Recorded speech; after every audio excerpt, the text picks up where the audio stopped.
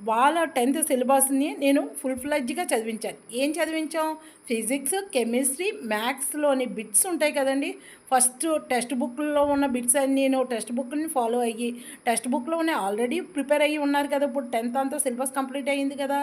దాంట్లో ఉన్న బిట్స్ అన్నీను జాగ్రత్తగా మనకి బిట్ పేపర్ బిట్లు మనం శాట్ ఎగ్జామ్స్ ఇవన్నీ ప్రైవేట్ స్కూల్ పిల్లలకి అవుతాయి కదండీ! లేదంటే గవర్నమెంట్ పిల్లలకి కూడా ఎగ్జామ్ పెడితే ఇన్ కేస్‌లో పెడితే మటుకు మనం ఈ ఫిజిక్స్, కెమిస్ట్రీ, మ్యాథ్స్‌లోని ఉన్న బిట్స్ ఇవి ఉంటాయి కదండీ! అవే ఓన్లీ ఆబ్జెక్టివ్ టైప్‌లోనే అవుతది మనకి.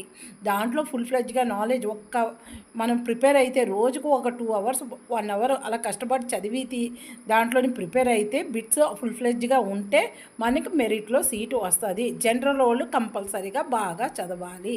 చదివితే పోటీ అనేది ఎక్కడైనా ఉందండి. పోటీలోని చిన్నప్పటి నుంచి ప్రయత్నిస్తేనే వస్తది.